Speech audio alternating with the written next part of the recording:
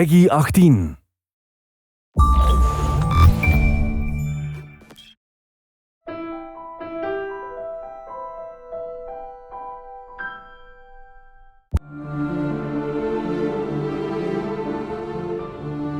Assassin's Creed is really about history and credible world. We're playing with a history that is, without trying to spoil things, extends back, anywhere from 80 to 100,000 years from today and extends as far into the future as, we have time to make games. Two specifics about Assassin's Creed. The first one, it's a huge universe spanning across many different mediums with many different characters, events, locations.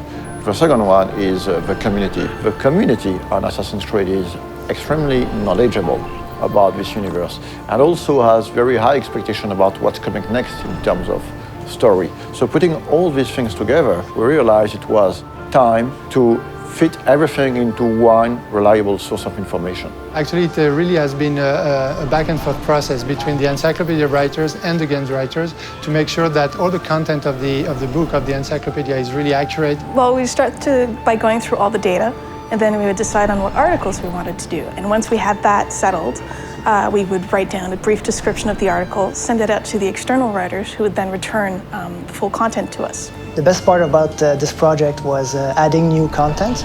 Every time you get a chance to work on a brand like Assassin's Creed, it just makes your day, We are covering and unveiling a lot of information on characters such as Altair, Ezio, Desmond Miles, Subject 16, but also new assassins such as Shao Jun. One of the very first challenges was dealing with so much data. Assassin's Creed has been around for a while and has a wealth of information from both the story standpoint within the game universe and just history in general. So going through all of that and figuring out what might be most interesting to put in the encyclopedia was very much the first challenge that I encountered. The franchise isn't defined necessarily by a single character, it's defined more by these institutions.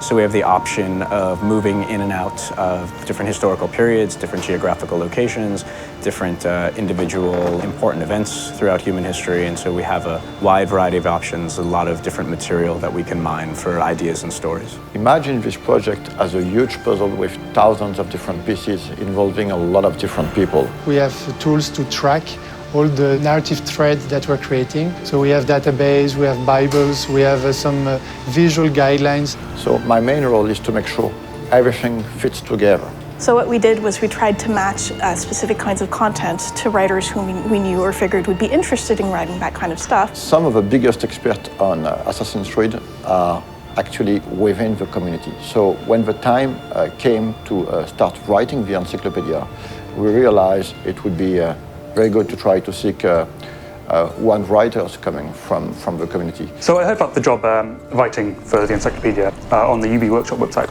and I thought, well, it's about video games and it's about history, so it seemed perfect for me. We were really surprised by the reaction. We got hundreds of submissions, and some of them were very, very good. Well, most of the stuff I wrote was biographies, so of both the characters purely from the games and historical figures behind it. To make a long story short, instead of hiring one person, we finally hired 5 writers coming from the community. What I tried to do is dispatch the articles based on some of the test submissions they'd sent in, seeing what they liked to write best, and then we kept it contextually similar. We try to minimize the risk of bad overlapping and maximize the opportunities of cross-referencing.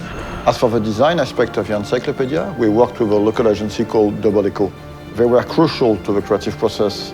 For example, during earlier discussions, we decided to only use production concept arts to illustrate the encyclopedia, as opposed to 3D renders or marketing assets. The role of concept art is very important in the conception of a game. During the early stage of conception, we work on very high-level concepts. So it's about silhouette, a mood, skylines of the city, treatment for the characters, colors. It's quite remarkable how much of the stuff does have its ties to reality and things that really happened. And I'm pretty sure that readers will discover some really interesting and new information. For example, in the Encyclopedia, we're gonna reveal some information about the Templars, among other things, but actually the Encyclopedia is gonna have some spoilers, so if you haven't played the game, just wait to read it. This encyclopedia is available in Europe in the Animus edition that you can find at retail. For more information, check on assassinscreed.com, and it is also available as a standalone worldwide on ubworkshop.com.